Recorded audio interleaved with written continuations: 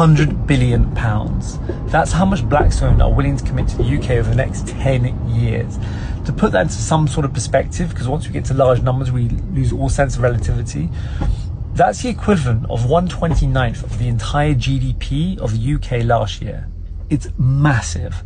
And the reason why I mention this is for two reasons. Those people out there who are concerned about housing inequality, taxing the rich within the UK because people got one house, two houses, that person who's got a second home down in Cornwall or on the coast or whatever, does not shift the dial when it comes to housing inequality. What shifts the dial is that when you get US private equity coming into the UK market, a much smaller market than the US, and ploughing £100 billion into our assets. Now that's not all going to residential housing in the UK, but what it shows is an increasing demand from US capital to commit more and more to the UK, and this will drive up asset prices in a way that you've never seen before in your life. Now, the second part of that is then a note to asset holders right now.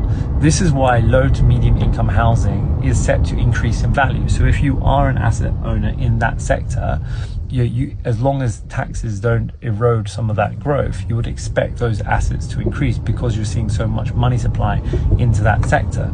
At the top end of the housing market, of course, that's the prize for the current government, and also makes great headlines. Everyone wants to see people pay taxes who own houses worth 1.5 million or more, right?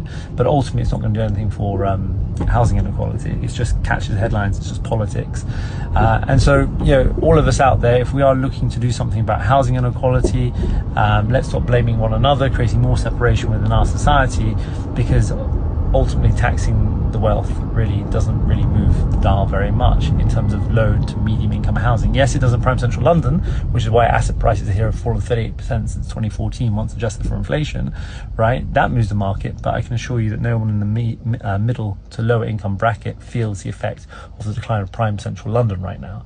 Only the people who live in prime central London feel the decline of prime central London. So those in low to medium income need to worry about the huge influx of private equity from abroad. Obviously, it's much harder to tax that because they extract the profits, put them in offshore jurisdictions, and the UK government can't touch that stuff. So it is challenging. And also, why would the UK government go and tax, Blackstone when they're committing 100 billion and they're using that 100 billion to celebrate the investment of Blackstone?